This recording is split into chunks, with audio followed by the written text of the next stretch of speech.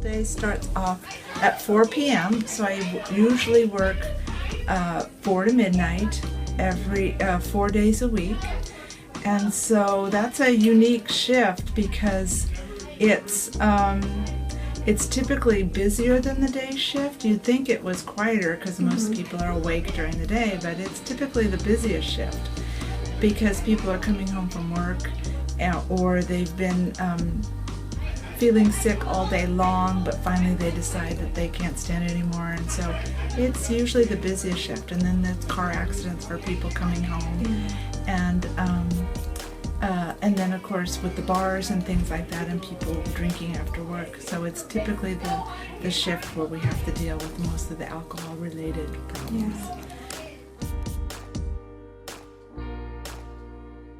Because you kind of have to know a little bit about everything. You can't just focus on one thing at your fingertips because the situations are critical frequently.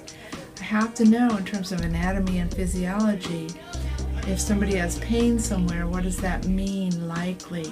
So then that tells me what kind of tests to order and what kind of things to do for them. Should I start an IV or just put them on a gurney? Or so my lessons and my training from anatomy and physiology when I was in school guides everything that I do in the emergency room. It helps me diagnose the problem, helps me to decide whether to go get the doctor or it's something I can handle by myself. So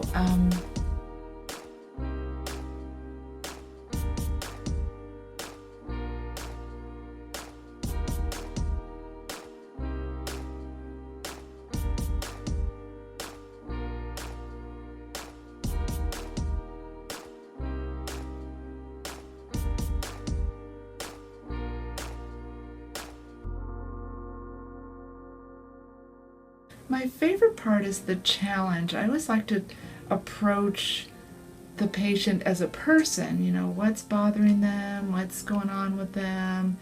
But then I break it down into the science. I actually like the science part of nursing. So looking at them and going, well, they have chest pain and they're sweating and they're breathing kind of fast and their blood pressure's low, and trying to figure out what all those pieces of the puzzle mean, so then I can really target my treatment and get them feeling better faster.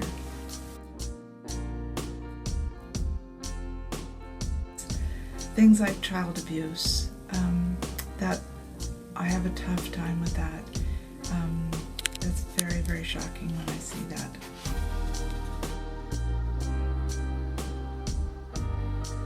Somebody who likes a challenge, somebody who in my mind, likes to solve puzzles.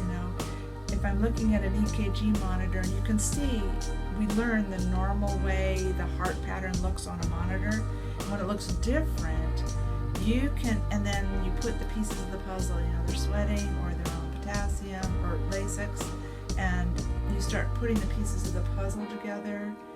Again, going back to anatomy and physiology, I know that if a person's potassium is real high or real low, you can actually see that on the monitor. The heart beats differently, or more precisely, the electricity through the heart goes through differently because of the effects of the low salts or potassiums. So it takes a person who's willing to work hard. You have to work hard in the emergency room. But it's never boring. There's always something different coming through the door. You're always challenged.